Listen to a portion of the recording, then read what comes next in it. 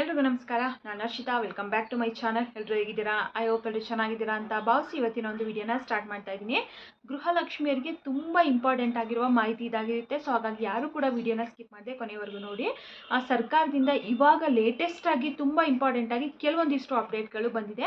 ಅಂದರೆ ಇಷ್ಟು ದಿನ ಏನು ಸತ್ತವರ ಅಕೌಂಟಿಗೆಲ್ಲ ಗೃಹಲಕ್ಷ್ಮಿ ಯೋಜನಾ ಹಣ ಬರ್ತಾ ಇತ್ತು, ಸತ್ತವರ ಅಕೌಂಟಲ್ಲಿ ಯಾರೆಲ್ಲ ಗೃಹಲಕ್ಷ್ಮಿ ಯೋಜನಾ ಹಣನ ತೊಗೊಂಡಿದ್ದೀರಾ ಅವರಿಗೆ ಸರ್ಕಾರದಿಂದ ಬಿಗ್ ಶಾಕ್ ಅಂತಲೇ ಹೇಳ್ಬೋದು. ಅದನ್ನು ಇವಾಗ ನಾವು ರಿಕವರಿ ಮಾಡ್ಕೊತೀವಿ ಅಂತ ಹೇಳ್ಬಿಟ್ಟು ಸರ್ಕಾರದಿಂದ ತಿಳಿಸಿದ್ದಾರೆ. ಹೇಗೆ ರಿಕವರಿ ಮಾಡ್ಕೊತಾರೆ, ನೀವು ಎಷ್ಟು ಇವಾಗ ಗೃಹಲಕ್ಷ್ಮಿ ಯೋಜನಾ ಸ್ಟಾರ್ಟ್ ಆಗಿ ಆಲ್ಮೋಸ್ಟ್ 2.5 ವರ್ಷ 3 ವರ್ಷ ಆಗಕ್ಕೆ ಬರ್ತಾ ಇದೆ ಅಲ್ವಾ.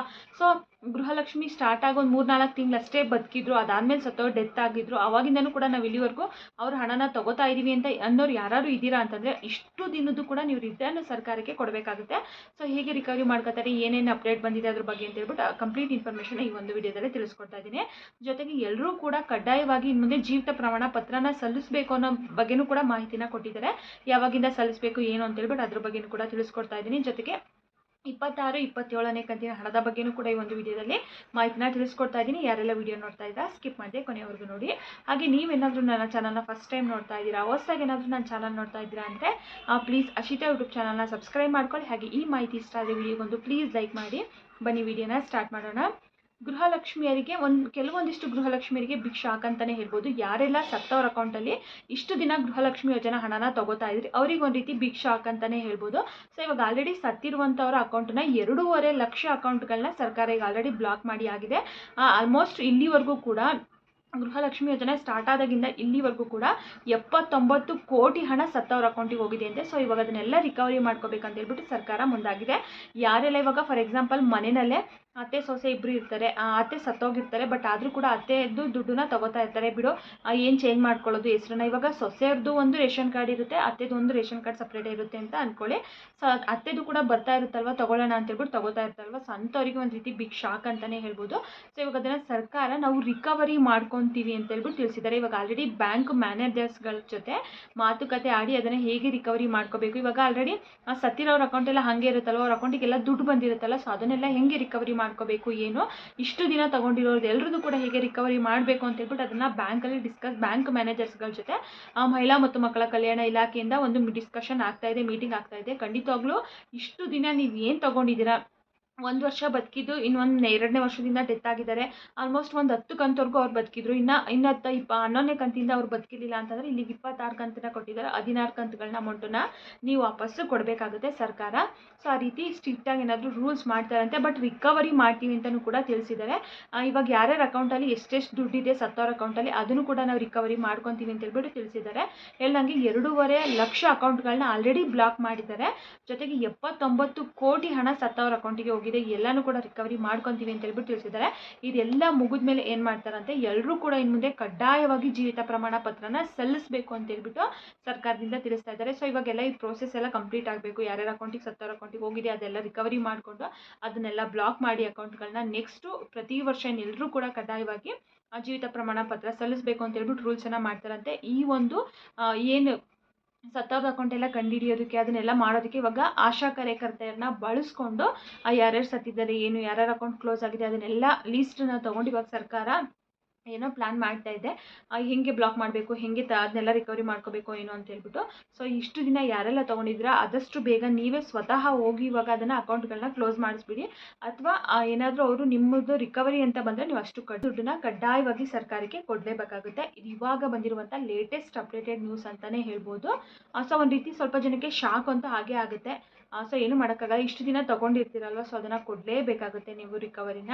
ಕೊಡಲ್ಲ ಅಂತಂದರೆ ಮೇ ಬಿ ಅದನ್ನ ಏನು ಮಾಡ್ತಾರೆ ಏನೋ ಗೊತ್ತಿಲ್ಲ, ಏನಾದರೂ ಕಠಿಣವಾದ ಶಿಕ್ಷೆ ಏನಾದರೂ ಕೊಡ್ತಾರಾ ಏನೋ, ಬಟ್ ರಿಕವರಿ ಮಾಡ್ಕೋತೀವಿ ಅಂತಂತೂ ತಿಳಿಸಿದ್ದಾರೆ. ಸೊ ಯಾರೆಲ್ಲ ತೊಗೊಂಡಿದ್ದೀರಾ, ನಿಮಗೇನಾದರೂ ಆ ರೀತಿ ಬಂತು ಅಂತಂದರೆ ತೊಗೊಂಡಿದ್ದೀರಾ, ನಿಮ್ಮದು ಹೆಸರು ಲೀಸ್ಟಲ್ಲಿ ಬಂತು ಅಂತಂದರೆ ನೀವು ಕೊಡಲೇಬೇಕಾಗುತ್ತೆ. ಸೊ ರೆಡಿಯಾಗಿರಿ. ಯಾರೆಲ್ಲ ತೊಗೊಂಡಿದ್ದೀರಾ ಅವ್ರು ಮಾತ್ರನೇ, ಅದನ್ನು ಹೊರತುಪಡಿಸಿ ಬೇರೆ ಯಾರಿಗೂ ಕೂಡ ಇಲ್ಲ. ಸೊ ಇವಾಗ ಏನಾದರೂ ಒಬ್ಬೊಬ್ಬರು ಮನೇಲಿ ಏನಾಗಿರುತ್ತೆ ಅಂತಂದರೆ ಅತ್ತೆ ಸೊಸೆ ಇಬ್ಬರು ಒಂದೇ ಮನೇಲಿ ಇರ್ತಾರೆ, ಅತ್ತೆ ಡೆತ್ ಆಗಿರ್ತಾರೆ, ಇನ್ನೇನು ಹೆಸರು ಚೇಂಜ್ ಮಾಡ್ಕೊಳ್ಳೋದು, ಅವ್ರ ಹೆಸರಲ್ಲೇ ತೊಗೊಳ್ಳೋಣ ಬಿಡು ಅಂತಲೂ ಕೂಡ ತೊಗೋತಾ ಇರ್ತಾರೆ. ಬಹುಶಃ ಆ ರೀತಿಯೂ ಕೂಡ ಆಗೋದಿಲ್ಲ ಅಂತ ಅನಿಸುತ್ತೆ. ಆ ರೀತಿಯೂ ಬರಲ್ಲ, ನೀವು ಚೇಂಜ್ ಮಾಡಿಸ್ಕೊಳ್ಳೇಬೇಕಾಗುತ್ತೆ. ನಿಮ್ಮ ಮನೆ ಮುಖ್ಯಸ್ಥೆಗೆ ನಿಮ್ಮ ಹೆಸರನ್ನ ನೀವು ಸೇರ್ಪಡೆ ಮಾಡಿಸ್ಕೊಂಡು ಅವ್ರದನ್ನ ಡೆತ್ ಆಗಿರೋದನ್ನ ತೆಗೆಸಲೇಬೇಕಾಗುತ್ತೆ. ಇಷ್ಟು ಜನ ಸುಮಾರು ಜನ ಹಾಗೆ ಮಾಡಿರ್ತಾರೆ. ಯಾಕಂತಂದ್ರೆ ಸತ್ತೋಗಿರ್ತಾರಲ್ಲ, ಮತ್ತೆ ನಾವು ಚೇಂಜ್ ಮಾಡ್ಸೋಕೆ ಹೋದ್ರೆ ಮತ್ತೆ 3-4 ತಿಂಗಳು ನಮಗೆ ಗೃಹಲಕ್ಷ್ಮಿ ಯೋಜನೆ ಹಣ ಬರಲ್ವೇನೋ, ಬರ್ತಾ ಇದೆಯಲ್ಲ ಹೆಂಗೂ ಬರಲಿ ಬಿಡು, ಹೆಂಗೂ ಒಂದೇ ಬರ್ತಾ ಇದೆಯಲ್ಲ ಅಂತ ಹೇಳ್ಬಿಟ್ಟು ಆ ರೀತಿಯೂ ಕೂಡ ಕೆಲವರು ಥಿಂಕ್ ಮಾಡಿರ್ತಾರೆ. ಬಟ್ ಅದನ್ನು ಹೆಂಗೆ ರಿಕವರಿ ಮಾಡ್ತಾರೋ ಗೊತ್ತಿಲ್ಲ. ಸೊ ಇವಾಗ ಸತ್ತಿರೋರ ಅಕೌಂಟಿಗೆ ಹೋಗಿರೋದಂತೂ ರಿಕವರಿ ಮಾಡ್ತೀವಿ ಅಂತ ಹೇಳ್ಬಿಟ್ಟು ತಿಳಿಸಿದ್ದಾರೆ. ನೋಡೋಣ ಯಾವಾಗಿಂದ ಪ್ರೊಸೆಸ್ ಸ್ಟಾರ್ಟ್ ಆಗುತ್ತೆ ಏನು ಅಂತ ಹೇಳ್ಬಿಟ್ಟು. ಇದಿಷ್ಟು ತುಂಬ ಇಂಪಾರ್ಟೆಂಟ್ ಆಗಿರೋ ಮಾಹಿತಿಯಾಗಿತ್ತು. ಇನ್ನು 26-27ನೇ ಕಂತಿನ ಹಣದ ಬಗ್ಗೆ ಅಪ್ಡೇಟ್ ನೋಡೋದಾದರೆ, 26ನೇ ಕಂತಿನ ಹಣ ಇವತ್ತು ಬೆಳಗಾವಿಗೆ ಸಾಕಷ್ಟು ಜನರಿಗೆ ಬಂದಿದೆ. ಬಿಡುಗಡೆ ಆದಾಗಿಂದನೂ ಕೂಡ ಆಲ್ಮೋಸ್ಟ್ ಇಲ್ಲಿವರೆಗೂ ಕೂಡ ಬೆಳಗಾವಿಗೆ ಬಂದಿಲ್ಲ, ನಮಗೆ ಮಾತ್ರ ಲೇಟು, ಯಾವಾಗ ಬರುತ್ತೆ ಅಂತ ಹೇಳ್ತಾನೆ ಇದ್ರು. ಫೈನಲಿ ಇವತ್ತು ಬಂದಿದೆ, ರಿಸೀವ್ ಆಗಿದೆ ಅಂತ ಹೇಳ್ಬಿಟ್ಟು ತುಂಬ ಜನ ಕಮೆಂಟ್ ಮೂಲಕ ತಿಳಿಸ್ತಾ ಇದ್ದಾರೆ. ಓವರಾಲ್ ಎಲ್ಲ ಜಿಲ್ಲೆಗೂ ಕೂಡ ಕಂಪ್ಲೀಟಾಗಿ ಬಿಡುಗಡೆ ಆಗಿದೆ. ಹಾಗೂ ಈ ಒಂದು 80% ಅಷ್ಟು ಜನಗಳಿಗಂತೂ 26ನೇ ಕಂತಿನ ಹಣ ಜಮಾ ಆಗಿದೆ. ಇವಾಗ 26ನೇ ಕಂತಿನ ಹಣ ತೊಗೊಂಡು ಎಲ್ಲರೂ ಕೂಡ 27ನೇ ಕಂತಿನ ಹಣಕ್ಕೆ ವೇಟ್ ಮಾಡ್ತಾ ಇದ್ದಾರೆ. 27 ಯಾವಾಗ ಬಿಡುಗಡೆ ಆಗುತ್ತೆ, ಈ ತಿಂಗಳಲ್ಲೇ ಆಗುತ್ತಾ, ಮುಂದಿನ ತಿಂಗಳು 10ನೇ ತಾರೀಕಷ್ಟರಲ್ಲಿ ಆಗುತ್ತಾ, 15ನೇ ತಾರೀಕಷ್ಟರಲ್ಲಿ ಆಗುತ್ತಾ ಅಂತ ಹೇಳಿ ತುಂಬ ಜನ ಕೇಳ್ತಾ ಇದ್ದಾರೆ. ಜೊತೆಗೆ ಕೆಲವೊಂದಿಷ್ಟು ಚಾನಲ್ಗಳಲ್ಲೂ ಕೂಡ ತಿಳಿಸ್ತಾ ಇದ್ದಾರೆ 27 ಕೂಡ ರಿಲೀಸ್ ಆಗೋಗಿದೆ, ಇವತ್ತು ಇಷ್ಟು ಜಿಲ್ಲೆಗೆ ಬಂದಿದೆ, ನಾಳೆ ಇಷ್ಟು ಜಿಲ್ಲೆಗೆ ಬಂದಿದೆ ಅಂತ ಹೇಳ್ಬಿಟ್ಟು. ನಿನ್ನೆ ಲಕ್ಷ್ಮೀ ಹೆಬ್ಬಾಳ್ಕರ್ ಮೇಡಮ್ ಕೂಡ ಉಡುಪಿನಲ್ಲಿ ಒಂದು ವೇದಿಕೆ ಮೇಲೆ ಭಾಷಣದಲ್ಲಿ ತಿಳಿಸಿದ್ದಾರೆ, ನಾನು ಇದುವರೆಗೂ ಕೂಡ 26 ಕಂತುಗಳನ್ನ ಹಾಕಿದ್ದೀನಿ, 26 ಕಂತುಗಳನ್ನ ಕೊಟ್ಟಿದ್ದೀನಿ, 52,000 ನಾನು ಪ್ರತಿ ಮನೆ ಯಜಮಾನಿಗೆ ತಲುಪಿಸಿದ್ದೀನಿ ಅಂತ ಹೇಳ್ಬಿಟ್ಟು ತಿಳಿಸಿದ್ದಾರೆ. ಸೊ ಅಲ್ಲೇ ಕ್ಲಿಯರಾಗಿ ಗೊತ್ತಾಯಿತು ಅಂತ ಅನ್ಕೊತೀನಿ. 27ನೇ ಕಂತಿನ ಹಣ ಇನ್ನೂ ಕೂಡ ಬಿಡುಗಡೆ ಆಗಿಲ್ಲ. ಬಹುಶಃ ಮಾರ್ಚಲ್ಲಿ ಬಿಡುಗಡೆ ಮಾಡ್ತಾರೆ ಅಂತ ಅನಿಸುತ್ತೆ, ಮಾಡಲೇಬೇಕು. ಯಾಕಂದರೆ ಈಗ ಆಲ್ಮೋಸ್ಟ್ ಮಾರ್ಚ್ ಅಷ್ಟರಲ್ಲಿ ಇವರಿಗೆ ಮತ್ತೆ 6 ಕಂತುಗಳು ಪೆಂಡಿಂಗ್ ಆಗಿಬಿಡುತ್ತೆ. ಸೊ ಹಾಗಾಗಿ ಮಾರ್ಚಲ್ಲಿ ಖಂಡಿತವಾಗ್ಲಿ 1 ಕಂತು ಅಥವಾ 2 ಕಂತನ್ನಂತೂ ಬಿಡುಗಡೆ ಮಾಡ್ತಾರೆ. ಡೇಟು ಯಾವಾಗ ಏನು ಅಂತೇಳಿ ತಿಳಿಸಿಲ್ಲ. ಒಟ್ಟಿನಲ್ಲಿ ನೆಕ್ಸ್ಟ್ ಮಂತಲ್ಲಂತೂ 27ನೇ ಕಂತಿನ ಹಣ ರಿಲೀಸ್ ಆಗುತ್ತೆ. ಅಲ್ಲಿವರೆಗೂ ಕೂಡ ನೀವು ವೆಯ್ಟ್ ಮಾಡಿ. ಇನ್ನು ಇದ್ರ ಬಗ್ಗೆ ಏನಾದರೂ ಡೌಟ್ ಇದೆ ಅಂತಂದರೆ ಕಮೆಂಟ್ ಮಾಡಿ. ಹಾಗೆ ಎಲ್ಲರೂ ಕೂಡ ಜೀವಿತ ಪ್ರಮಾಣ ಪತ್ರನ ಕಡ್ಡಾಯವಾಗಿ ಸಲ್ಲಿಸಬೇಕು ಅಂತ ಹೇಳ್ಬಿಟ್ಟು ತಿಳಿಸಿದ್ದಾರೆ. ಜೀವಿತ ಪ್ರಮಾಣ ಪತ್ರ ಸಲ್ಲಿಸೋದೇನು ತುಂಬ ದೊಡ್ಡ ಕಷ್ಟ ಏನಲ್ಲ. ಹೇಳಿದಾಗೆ ಕಂಪ್ಯೂಟರ್ ಸೆಂಟರ್ಗಳಲ್ಲೂ ಕೂಡ ಒಂದು ಫಾರ್ಮ್ಗಳನ್ನ ಕೊಡ್ತಾರೆ, ಅಥವಾ ಕರ್ನಾಟಕ ಒಂದು ಬೆಂಗಳೂರು ಒಂದು ಗ್ರಾಮ ಒನ್ಗಳಲ್ಲೂ ಕೂಡ ನೀವು ಹೋಗಿ ಒಂದು ಫಾರ್ಮ್ಗಳನ್ನ ಕೊಡ್ತಾರೆ. ಅದನ್ನು ತೊಗೊಂಡು ಬಂದು ಬಹುಶಃ ಬ್ಯಾಂಕಿಗೆ ಕೊಡೋ ರೀತಿ ಮಾಡ್ಬೋದು ಅನಿಸುತ್ತೆ. ಯಾಕಂತಂದರೆ ಇವಾಗ ಪಿಂಚಣಿ ಹಣ ಎಲ್ಲ ತೊಗೋತಾರಲ್ವ, ಗೌರ್ಮೆಂಟಿಂದ ಬರುವಂಥ ಪಿಂಚಣಿ, ವಯಸ್ಸಾದವ್ರಿಗೆ ವೃದ್ಧಾಪ್ಯ ವೇತನ, ವಿಧವಾ ವೇತನ. ಸೊ ಅವರು ಕೂಡ ಅಷ್ಟೇ ಬ್ಯಾಂಕಲ್ಲಿ ಪ್ರತಿ ವರ್ಷ ಬರ್ಕೊಡ್ತಾರೆ, ನಾವು ಬದುಕಿದ್ದೀವಿ ನಮಗೆ ಪೆನ್ಷನ್ ಕೊಡಿ ಅಂತ ಹೇಳ್ಬಿಟ್ಟು. ಹಾಗೆ ಸರ್ಕಾರಿ ನೌಕರರು ಕೂಡ ರಿಟೈರ್ಡ್ ಆಗಿರುವಂಥವ್ರು ಅವರು ಕೂಡ ಪ್ರತಿ ವರ್ಷ ನವೆಂಬರ್ ಡಿಸೆಂಬರಲ್ಲಿ ನಾವು ಬದುಕಿದ್ದೀವಿ ನಮಗೆ ಪೆನ್ಷನ್ ಕೊಡಿ ಅಂತ ಹೇಳ್ಬಿಟ್ಟು ಅವರು ಕೂಡ ಜೀವಿತ ಪ್ರಮಾಣ ಪತ್ರನ ಸಲ್ಲಿಸ್ತಾರೆ. ಸೊ ಅದೇ ರೀತಿ ಇರುತ್ತೆ, ನೀವು ಬ್ಯಾಂಕ್ಗಳಲ್ಲೇ ಕೊಡಬೇಕಾಗುತ್ತೆ ಅಂತ ಅನಿಸುತ್ತೆ. ಬಹುಶಃ ಕಡ್ಡಾಯವಾಗಿ ಮಾಡ್ತೀವಿ ಅಂತ ಹೇಳ್ಬಿಟ್ಟು ಇವಾಗ ಲೇಟೆಸ್ಟಾಗಿ ಅಪ್ಡೇಟನ್ನು ಕೊಟ್ಟಿದ್ದಾರೆ. ನೀವು ಎಲ್ಲ ಅಲ್ಲಿ ಹೋಗಿ ಕ್ಯೂ ನಿಲ್ಲಬೇಕು, ಅಲ್ಲಿ ಅಪ್ಲಿಕೇಶನ್ ತರಬೇಕು, ಈ ದಾಖಲೆಗಳು ಅಂತ ಏನೂ ಕೂಡ ತಲೆ ಕೆಡಿಸ್ಕೊಳಕ್ಕೆ ಹೋಗ್ಬಿಡಿ. ಆ ಬ್ಯಾಂಕಲ್ಲೂ ಕೂಡ ಸಿಗಬಹುದು, ಅಥವಾ ಕಂಪ್ಯೂಟರ್ ಸೆಂಟರ್ಗಳು ಎಲ್ಲಾದರೂ ಕೂಡ ಲೈಫ್ ಸರ್ಟಿಫಿಕೇಟ್ ಜೀವಿತ ಪ್ರಮಾಣ ಪತ್ರ ಅಂತ ಹೇಳ್ಬಿಟ್ಟು ಸಿಗುತ್ತೆ. ಅದನ್ನು ತೊಗೊಂಡು ಬಂದು ಫಿಲ್ ಮಾಡಿಬಿಟ್ಟು ನೀವು ತುಂಬ ಸಿಂಪಲ್ ಆಗಿರುತ್ತೆ, ನಿಮ್ಮ ಹೆಸರು, ಆಧಾರ್ ಕಾರ್ಡು, ನಿಮ್ಮ ಅಡ್ರೆಸ್ ಇಷ್ಟನ್ನು ಫಿಲ್ ಮಾಡಿ ನಿಮ್ಮದು ಸೈನನ್ನು ಕೇಳ್ತಾರೆ. ಆ ಸೈನನ್ನು ನೀವು ಹಾಕ್ಬಿಟ್ಟು ಬ್ಯಾಂಕಲ್ಲಿ ಕೊಟ್ಟರೆ ಅಲ್ಲಿಗೆ ನೀವು ಬದುಕಿದ್ದೀರಾ ಅಂತ ಹೇಳ್ಬಿಟ್ಟು ಸರ್ಕಾರಕ್ಕೂ ಕೂಡ ಕನ್ಫರ್ಮ್ ಆಗುತ್ತೆ. ನಿಮ್ಮ ಬರುವಂಥ ಹಣಕ್ಕೆ ಯಾವುದೇ ರೀತಿ ತೊಂದರೆ ಆಗಲ್ಲ, ಪ್ರತಿ ತಿಂಗಳು ಕೂಡ ನಿಮಗೆ ಹಣ ಬರುತ್ತೆ. ಇಷ್ಟೇ ಸಿಂಪಲ್ ಆಗಿರುತ್ತೆ. ಅದನ್ನು ಹೇಳಿದ ತಕ್ಷಣ ನಾನು ಮತ್ತೆ ತಿಳಿಸ್ಕೊಡ್ತೀನಿ. ಸದ್ಯಕ್ಕೇನಿಲ್ಲ, ಕಡ್ಡಾಯವಾಗಿ ಮಾಡ್ತೀವಿ ಅಂತ ಹೇಳ್ಬಿಟ್ಟು ಇವತ್ತು ತಿಳಿಸಿದ್ದಾರೆ. ಸೊ ಇವತ್ತಿನ ಮಾಹಿತಿ ಇದಾಗಿತ್ತು. ಯಾರೆಲ್ಲ ವಿಡಿಯೋ ನೋಡಿದ್ದೀರಾ ಎಲ್ರಿಗೂ ಕೂಡ ತುಂಬಾ ಧನ್ಯವಾದಗಳು. ಮತ್ತೆ ಮುಂದಿನ ವಿಡಿಯೋದಲ್ಲಿ ಸಿಗ್ತೀನಿ. Thank you for watching.